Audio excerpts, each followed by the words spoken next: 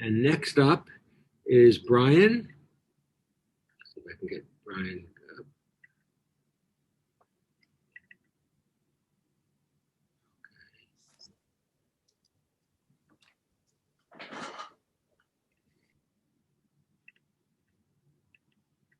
Okay, here we go.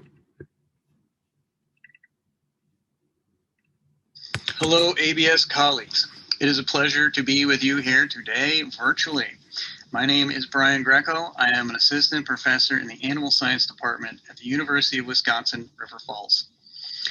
Today I'll be talking to you about a problem that I have, teaching students operant learning in the virtual environment. I teach a behavior and training course, and a major focus of the course is teaching students how to use operant methodologies. Prior to the pandemic, we used a variety of species models and face-to-face exercises with something called Portal. Portal, or the Portable Operant Research and Teaching Lab, was developed by Jesus Rosales Ruiz and Mary Hunter to teach students about the principles of behavior. There are some nice examples of the game on YouTube, and Rosales Ruiz and Hunter have published a textbook, which I've cited at the end of this presentation. So I'm not going to go over the specifics of the particular game here, nor do I have time. Generally, I love the basic concept of Portal as a teaching tool. It's wonderful for teaching students the core principles and advanced techniques associated with operant learning. However, my students always find ways to capitalize on subtle and subconscious forms of human communication. For example, students can communicate quite a lot to each other through eye contact or direction of gaze, and we as humans have assumptions about how we might use a variety of game pieces. Coins will be flipped, toy cars will be pushed, toy animals will be walked, etc., etc. When working with animals, we are rarely able to rely on these forms of communication or anticipated behavior to help shape behavior. So when teaching with Portal in the classroom, I would monitor student behavior carefully and provide immediate feedback on possible forms of inadvertent communication. Even then, my students were all learning the same topics, so partners blinded to condition were really not blinded to the actual condition because they understood the principles of that particular week. In the virtual asynchronous teaching environment, I could and did provide students with Portal assignments to complete with a human partner at home, and when doing so, I made certain the students kept their partner blind to condition. However, I could not provide immediate feedback to reduce communication through those subtle cues or through the misapplication of techniques. So I had some problems. I'm supposed to be teaching my students animal training. My students lack access to consistent, non-knowledgeable animal models, and Portal interactions include some problems that we've discussed above. So I did some digging, and I found a video game called Gary's Mod. Gary's Mod is a physics sandbox that supports multiplayer interactions online, and students control avatars in the Gmod space, and they can interact with the world around them using a physics gun. The physics gun works a little bit like a virtual hand. Communication is limited to audio, text, and avatar actions. So Gmod was a great solution for some of my problems. The video game environment emulates communication or eliminates communication via these subtle subconscious actions, and the foreign nature of the controls in the environment limits assumptions about how students may interact with each other or what the actions of their avatar actually mean. The physics gun also happens to include a flashlight feature that, when activated, provides a visual and audio cue, making a perfect bridging stimulus. Thus, Gmod interactions between students were much more akin to the interactions that we have when training animal learners. So I developed Portal assignments for Gmod to complement the at-home Portal assignments for face-to-face learning. Now, unfortunately, there are some limitations to Gmod. Gmod only operates on Windows and Linux, so students who have Apple products or Chromebooks were not able to participate. The Gmod environment also relies on coordination between classmates or the recruitment of random players. So you either have a problem of finding a random player that wants to engage in a learning activity, or again, students who generally know the concepts of what's supposed to be happening each week. Despite this, I found this to be a really rewarding exercise. My students liked it quite a bit as well. And it did a really good job of simulating some of the interactions that we have with animals. So I'm going to wrap up there. Thank you for listening. And if you have questions, here's my contact. There's the portal textbook is down there at the bottom. Have a nice conference, I guess. Bye. Thank you. And Brian is here as well. So I think Eduardo is going to assign us to breakout rooms, and then we'll recollect and discuss the resources and our uses of them from our own experiences in the breakouts. Yeah, I'm just going to show you what we are expected to discuss in the breakout rooms. Okay, sounds good. Can you see these? Mm-hmm. Okay. So I would like you to tell me what digital resources you have already used. Where do you dig for new ideas? And what resources have you heard about and were willing to try in the near future?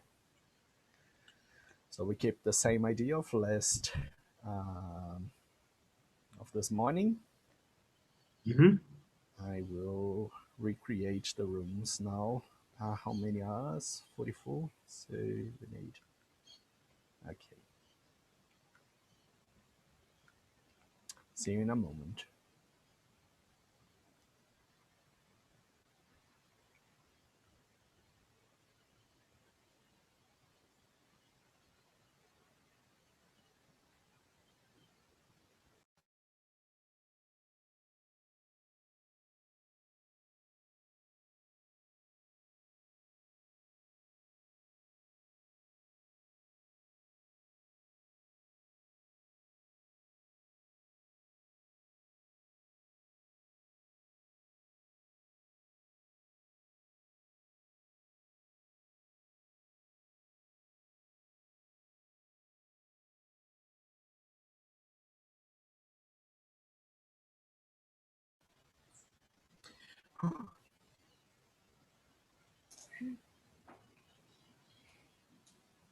I really like that museum idea.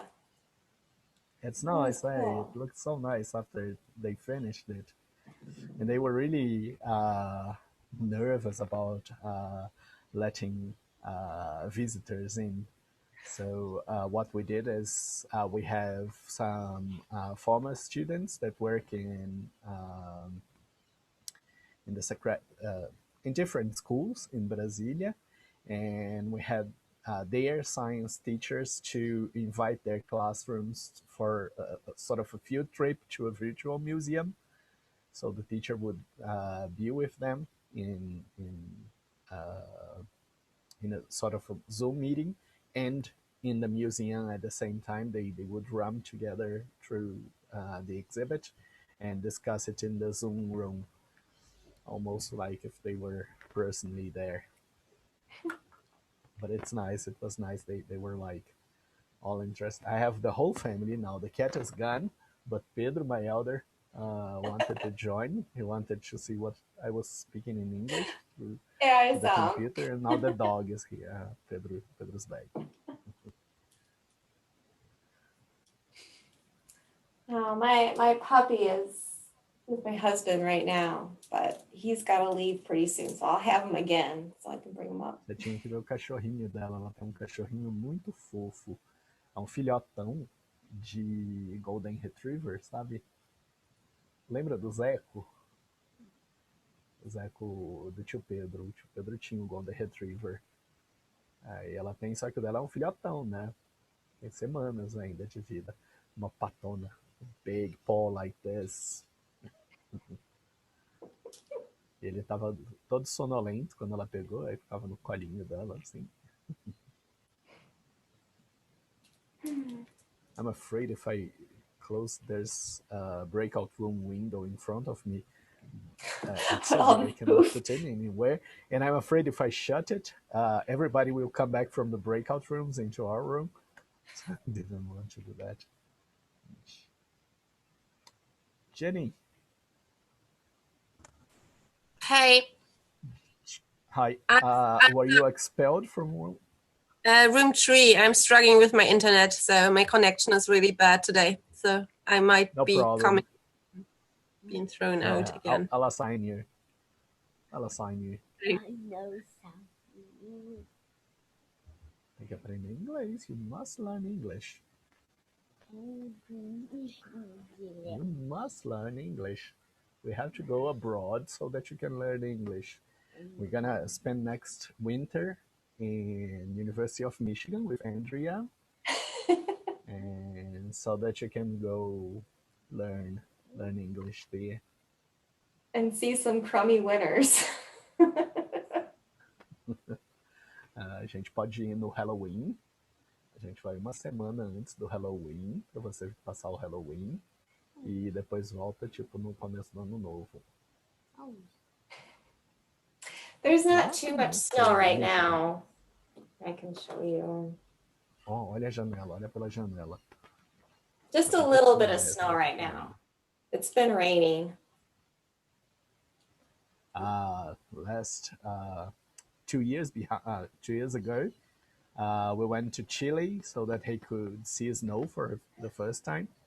Mm-hmm. It was a volcanic part of Chile. It was really wow. I've seen volcanoes and snow at the same travel.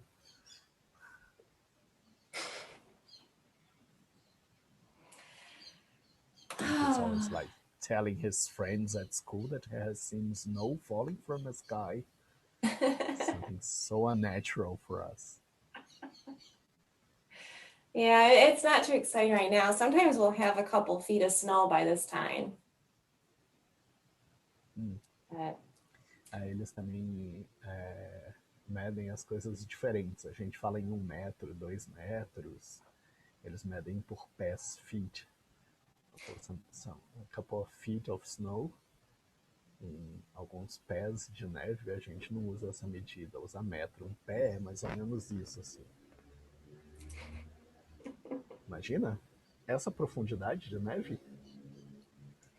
Você pisa, vem até quase seu joelho de neve.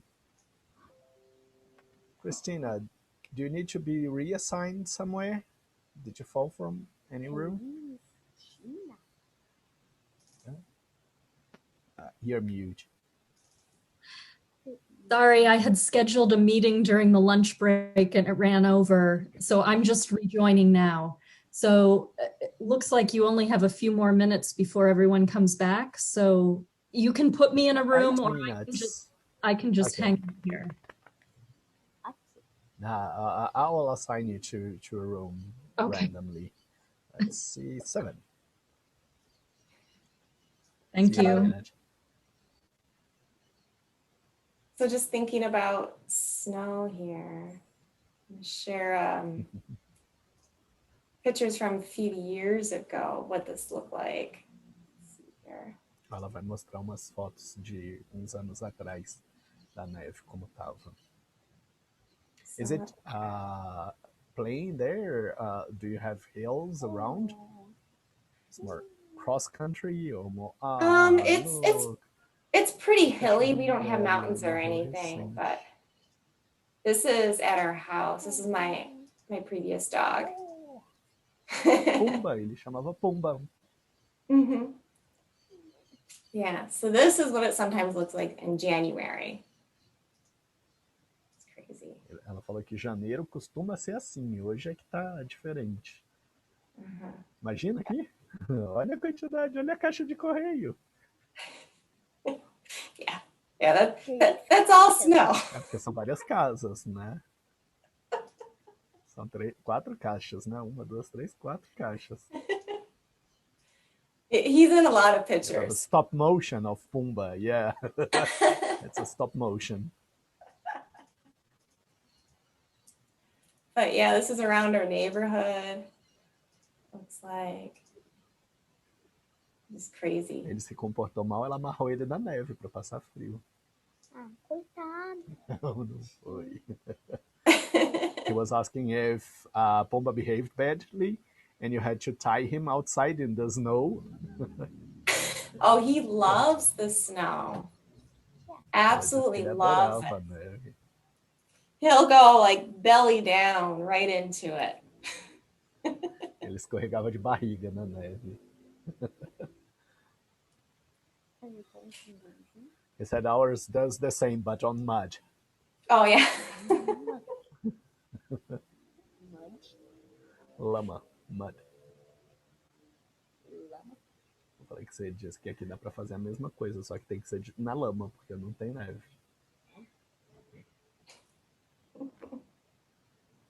Aw.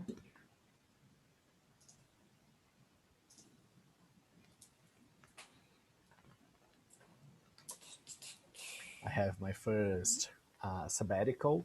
Here we don't have a sabbatical year, but we have like 3 months, Oh. just 3 months. And I have my first next year. It's not, I'm not sure if I will be able to use it. No. Oh, I'm not sure if I'm gonna be able to use it because of the pandemics, but once everything is back on trail, I might have a few months to go somewhere. And I really, perhaps more than like doing something really professional, I really wanted to opportunize for the kids and my wife to live abroad for a while. So it would be really nice to bring them with me some way.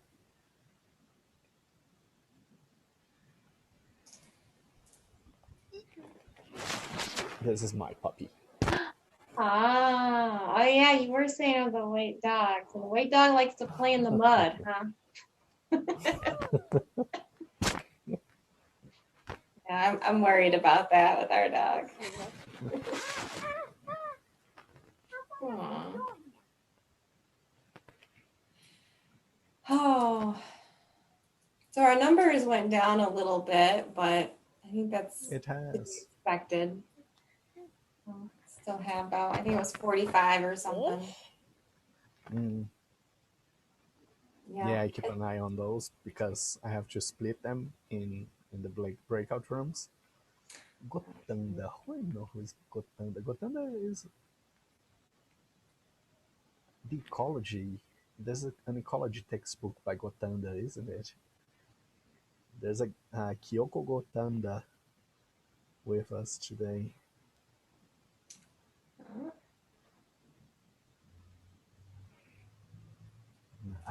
It's Gotelli, not Gotanda. The textbook is Gotelli. There's a lemon here.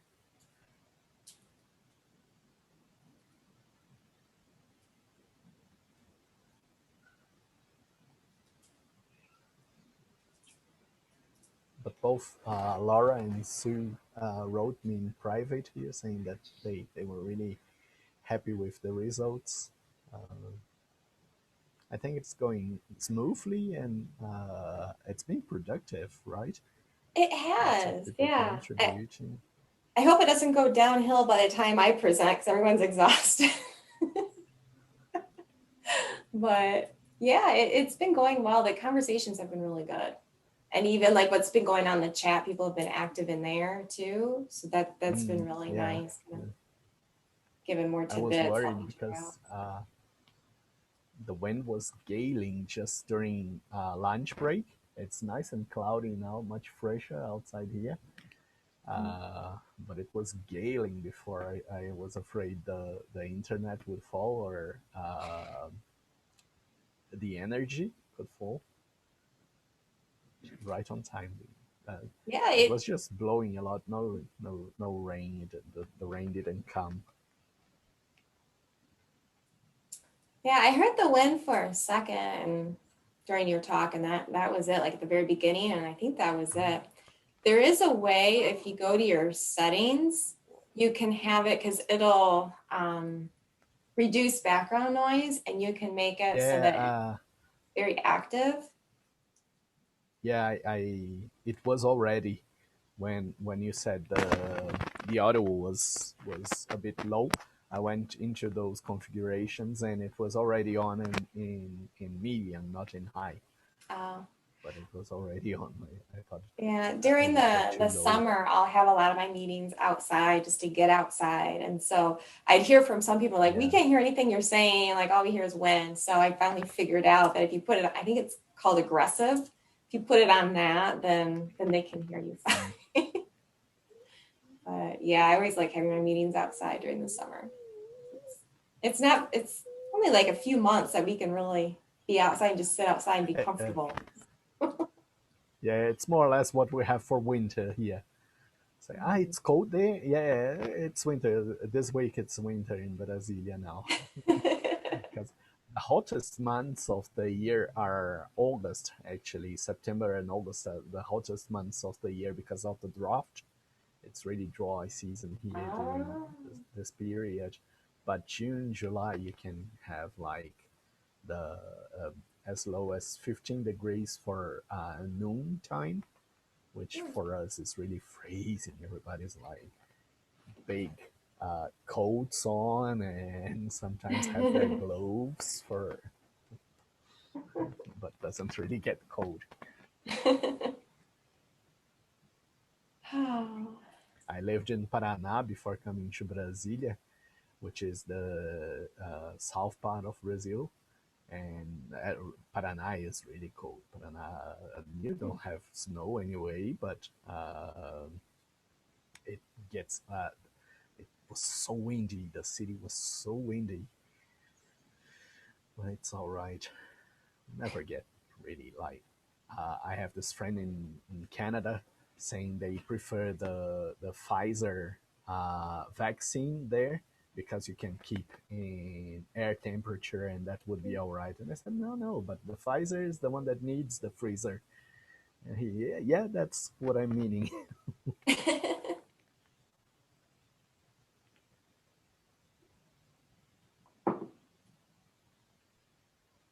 Agora o pessoal voltou das salas.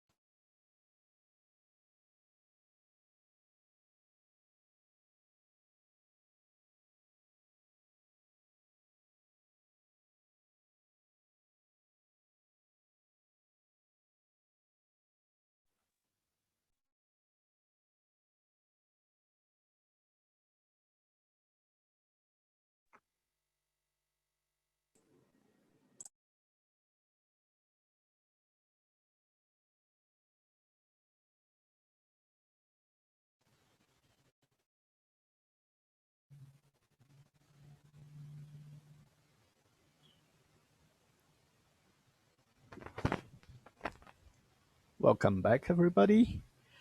Now, what we are supposed to do is to have you posting your room number, your breakout room number, and your main something you want to discuss about. But let's go through some of you. Anyone that wants to talk about your experiences, you can just raise your hands, and I think I can see you with hands on. But just to begin, let's say room 3. Do we have someone from room 3 to report?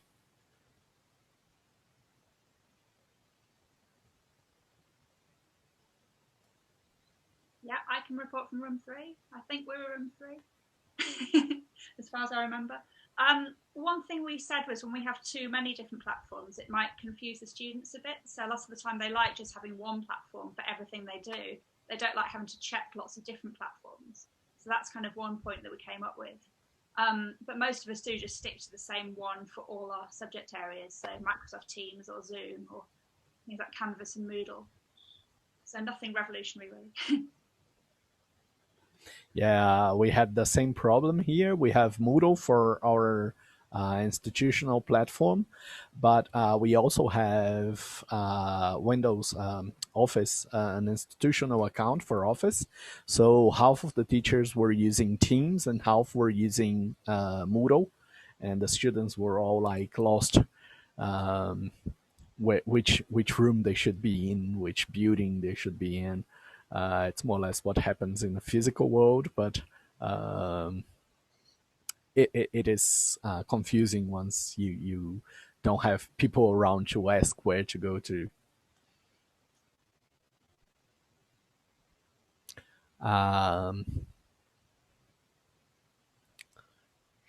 I'm sorry, I don't quite know how to pronounce your name, but Shala, I see you with your hands on.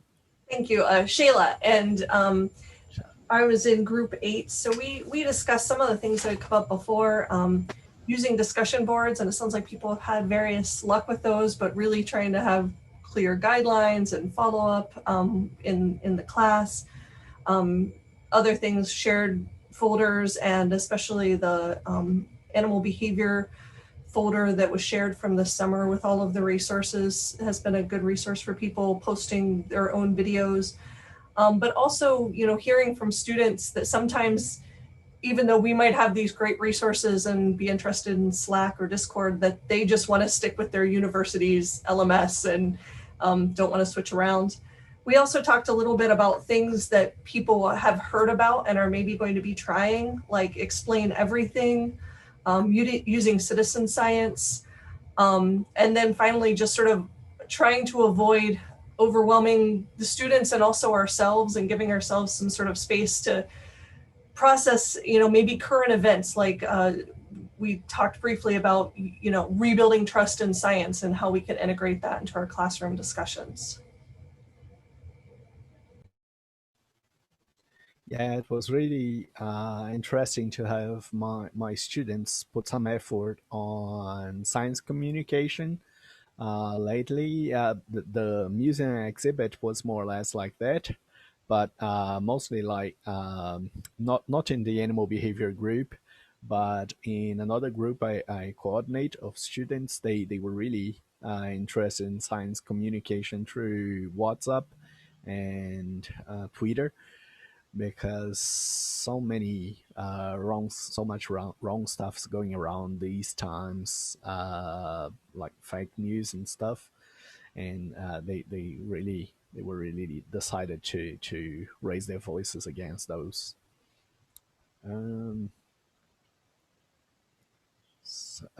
Pam, I see some comments in the chat about student expectations. That's a really good point. They often send stuff and they expect an answer 2 seconds later, and that's a bit unrealistic. And so you need to make ground rules early on about the speed at which you're likely to get to them. And I have regular office hours, and I set up a Zoom that they know it's a recurrent meeting, like Monday at 4 o'clock or whatever. And I'm always on it, and they can just join. Okay, as if they were coming into my office. So that's a guaranteed way that they can interact. Yeah, I want to add to that, Dan. We talked about that in our group a little bit too. If you use something like Slack or Discord, will there be an expectation that you're kind of always available?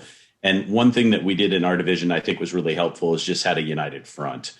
Our whole division told all the students that, you can't expect faculty to respond to your comments after normal business hours. They might, but kind of our blanket rule is that, 8 to 5, that's when we're going to respond.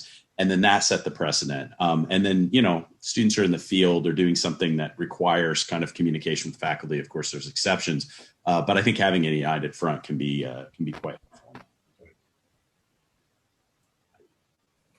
There was a note posted in here also too, about how to get people to actually come to office hours. And one thing that I've actually had a lot of success with and have more people than what I ever had before is I've been using Google Appointment. So it's through Google Calendar, but you can make these appointment slots in there.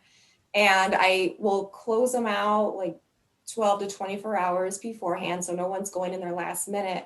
But I at least know what's coming up, and then it allows for that flexibility for students. So I no longer have students emailing me saying, well, I wanted to come to your office hours, but I can't make it to that time. Can you set up a meeting?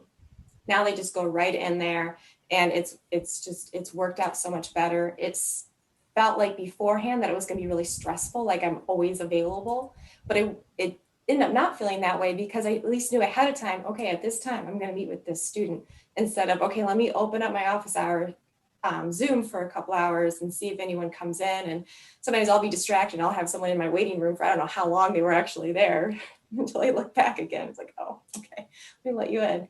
But it's been really nice. For my office hours, I don't use a waiting room. I just keep it open, and they can, I'm doing email or I'm writing a manuscript. And as soon as they appear, they'll go, "Hello, are you there?" And then it's there. I have a bit of an issue with not having the waiting room, just because I could be meeting with someone about grades and someone else could pop in. And because I have I would never talk about 500 to 600 students a semester, so people are going to overlap. Well, it's a trade-off, right? I wouldn't talk about grades in a public setting anyway. Pam, do you have your hand raised? Oh, yes. I was engaged with the office hour conversation too. So the one thing I have done with that is let students know that, like, oh, I had a good question in office hours yesterday, as in come use them, like to let them know that other students are actually using them, which helps too. As far as the tech business that we talked about, there were a number of different things like Raven Light and Mesquite that people had been using, as well as Excel, and trying to keep it simple. And because that is really confusing for some students, if they haven't used Excel a lot, they get really frustrated with it if they don't feel like they know what to do. So kind of trying to keep it simple and not throw every tech piece that we have at them. But an alternative approach was to provide a list of, here are 6 different ways that we can record behaviors. We're going to divide up into groups. You're going to go investigate this tool, and then you're going to report back. And that's a good way for them to engage. And it's pretty open. There was not a lot of direction given, but it encouraged them just to go play with the software a little bit too, so they could then report back and let other students know, when is the software good, what would be hard with this software, what might be functional. And that's a way for you to get through a bunch of different software pieces too.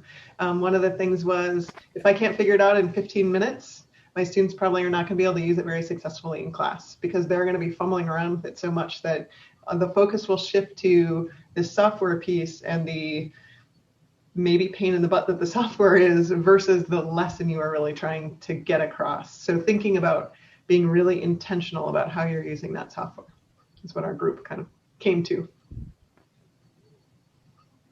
Yeah, and this idea of having students assemble things for us to use is, again, one thing that really puts them in charge of their learning, as Daniel was putting earlier today. Well, we are right on schedule for our 5 minutes break, I reckon, and we'll be back in a few minutes with Andrea talking about non-traditional assessment. Thank you, everybody, and I see you in a minute. Hey, everyone. So sorry it took me an extra minute. I have a puppy here that, there he is, you can kind of see him, that was being stubborn and wouldn't potty outside. So it took me a minute. Don't want to go during this meeting in the room because he hasn't quite figured that one out completely. So anyway, we will be talking about assessment, and I'm going to talk more about non-traditional types of assessment, traditional being more like your typical exam. So anyway, first I want to talk a little bit about what is assessment and what we need to consider when we're actually creating assessments. And then from there, I'll talk about what I've been doing in my class and how it's changed going from face-to-face to online. All right, so there we go. So first off, what is assessment? So you may or may not have seen this triangle before. It's a bit more in the science education literature, but when we're thinking about assessment and creating our assessment, there's 3 main things that we have to keep in mind when we're making an assessment. For one is cognition. This is really just getting at, what do we want our students to be able to do and to know? So we need to think about that as we're creating our assessments. The next thing then is observation. So how or what kind of tasks are we actually going to give students to show that they know these things and that they can do these things? And then finally, there's interpretation. So thinking about, how are we actually going to use these observations then to interpret that they do actually have this cognition that we were hoping for? So in this, then, I just want to break down each of these a little bit more so we can really think about what does it mean to assess. So first off with this cognition. So what do we want students to know and do? Do we want them to memorize and recall basic facts and procedures, which I'm not trying to put this down, that is part of what we need to do. But also, do we want them to be able to create something? So for instance, maybe we want them to be able to create a research question and methods. Do we want them to solve problems such as interpreting data? What kinds of things do we actually want students to know and do? That's a really important question. And it kind of gets into backward design, if you're familiar with that, where you start off with those objectives.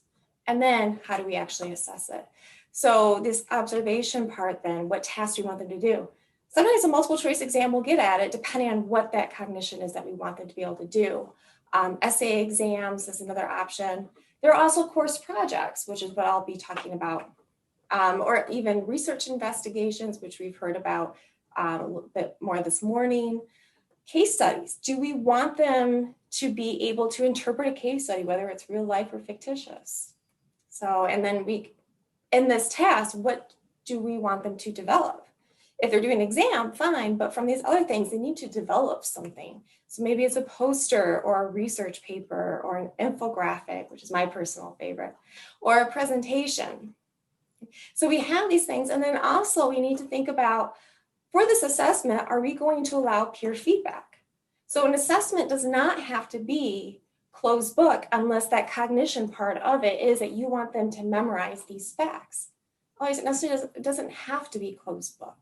So maybe we do want them to kind of learn while doing these assessments and while we learn what they know. If it's a semester-long course project, maybe we're providing feedback, maybe they're providing feedback to each other. So we have these possibilities, and that's what we have to identify. And then finally, interpretation. So how are we going to actually score these tasks? And we need to let students know ahead of time how we're actually going to interpret what they are doing to show what they know and can do. So oftentimes you'll see scoring rubrics. There's two main types of scoring rubrics. So we can have it where everything is graded on a single item. So maybe they write an essay and you're really, in your head, you have these different criteria and you just have this single linear scale that you're going to be assessing them on. The other type is using more of an analytic rubric. So with this is, for me personally, this is my preferred way.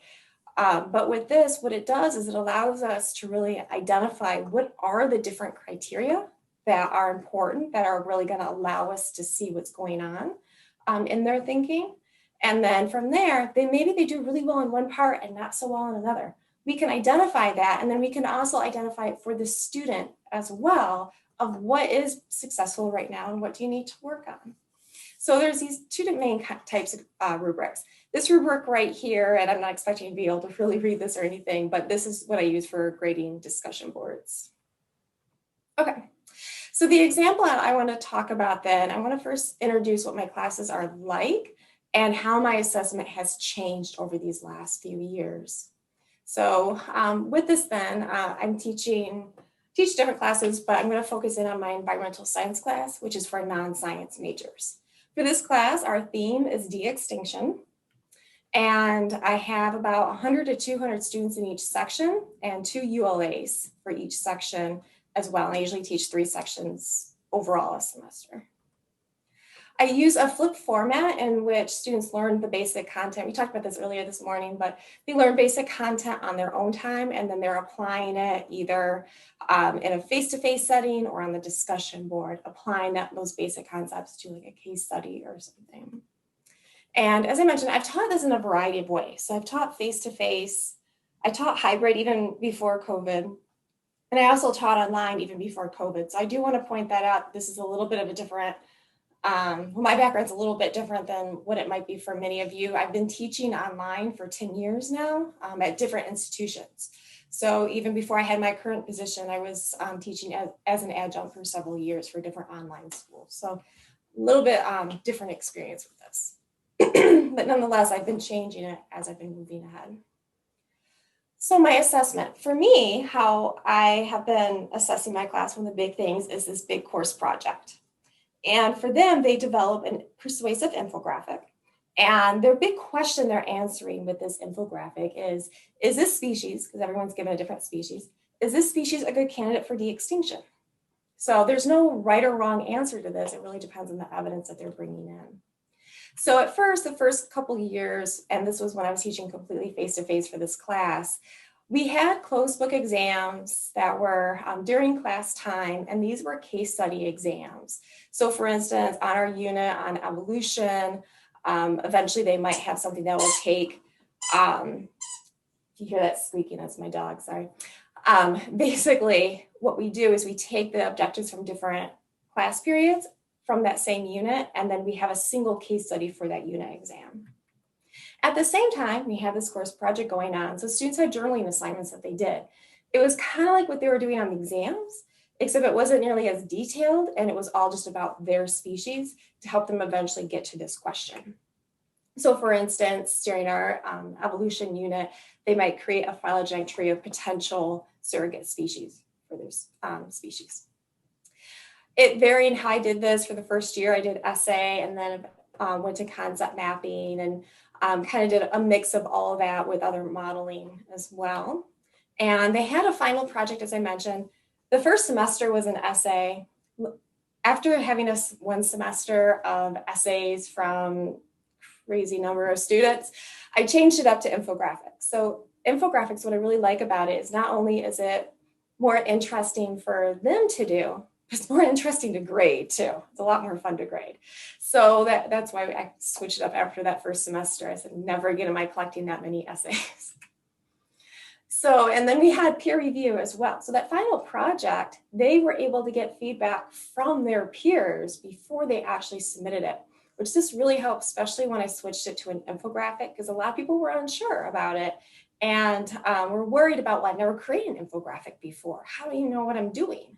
And I did provide them links to free programs that really have those templates available, but they're still nervous about it. So this kind of gave them that confidence boost with it. Then last year I was teaching hybrid. So what that meant is we were meeting once a week, and then everything else was online. So it was flipped. So they had prep quizzes they did online with readings, and then they have a discussion board as well. And because we're only meeting once a week, I didn't want to waste any class time on exams. I wanted to use that time for what I normally did, which was having them work in teams. So what I did is I combined this idea of these case study closed book exams with the journaling assignments and had them actually take those objectives for the unit and just apply them to their species. This also helps reduce any sort of cheating. I know that's a really big concern with multiple choice exams. How do we actually get away from that? Well, maybe it's the type of assessment that we're doing that we need to change instead of trying to manage students so much. So with this, it really helped with that as well. And I had 4 unit assessments then with that. And I still had the peer review, but I moved that to online. Again, just so we're not spending so much class time on all this stuff, but actually it worked out a lot better because then they could see how everyone was doing it. They couldn't see anybody's until they posted their own, but then they could see how everyone's approaching this, and that really helped them out to see the variety of ways and to see, oh, well, mine's actually more like an essay with pictures. Maybe I need to do something about that. So they were able to see that a bit more. And this past year then, I've been teaching online, like pretty much all of you. And my classes, though, they are completely asynchronous. The reason why I do this is, like I mentioned before, I've been teaching online for 10 years. And when all that first started, online was really only asynchronous. Like the whole point of online at that time was to be flexible with people's schedules. So why would you have a synchronous component to it? So it's completely asynchronous. And with that, though, because of that, I wanted them to still have some direct interactions. So I took this whole course project that they did and I turned it into a team course project. So they work in teams on all these assessments, which I changed to capstones because assessment is scary to students. They felt like it was still like closed book exams. I just changed the word. Everything else is basically the same. And made smaller units because one complaint that I got was having just 4 it was way too much each time. So creating these teams, we've talked a little bit about making teams and if we keep them consistent or not. So because it is a semester-long course project, they have to be in the same teams throughout. And how I actually make those teams, I have them do a survey that gets at, for one, their availability. So they have overlapping availability, but also how many hours per week are you planning to spend on this class? Do you prefer that your team have one leader or everyone kind of shares the work? Do you prefer if you guys also act as a study group or not? So those kind of questions were in there to actually create those teams. And I've had a lot of success with having these teams online even. Because of that though, because I can no longer watch them directly work in their teams, because before the only teamwork that we had was in class, I added some new things in there. So I added a team charter, and then I also added peer evaluations. So these peer evaluations, I mean, we use them to see who actually worked. And I do tell students ahead of time that if your team says you didn't do anything and you feel otherwise, then it is on you to provide evidence of that. So I recommend that they use a Google Doc or whatever. And honestly, with like the 600 students I had last semester, I had 2 people that had an issue. So it's not like it's very common, but I do put that on them so that students aren't necessarily grading other students, which is a whole other issue. Also with these peer evaluations, they're pretty detailed and I didn't want it to feel just like busy work. And so another focus of the class is working on your teamwork skills. And so I have them journal about that. So they have to look back at the evaluations and think about how others evaluated them and how they evaluated themselves and think about, okay, where am I at? How am I going to keep working on my teamwork skills? So that's a really important component of my class, even though we are technically asynchronous. And then I kept that peer review component as well. So this is what my class looks like, just kind of like an overview just to show you what I mean by unit. And then we had a topic, and then we had our capstone activity as well that basically helped them ultimately get to, is the species a good candidate for de-extinction or not? So these are a few of the infographics, which are just kind of fun to look at. There's quite the variety of how people approach them. This one in particular, the student was so proud of it. She met with me a few different times and was just so excited. So I wanted to share this one in particular with you guys. Okay, so that's how I've used assessment and how it's changed over time in my class and how I adapted to hybrid and to fully online. And now we're going to hear a couple examples. These 2 examples, what they do is they talk about what their class looks like now that it's online. And then they also talk about how assessment fits into that. And so that's why we have these 2 examples. So I will stop sharing here so we can watch those. And if you have questions, just post them in the chat.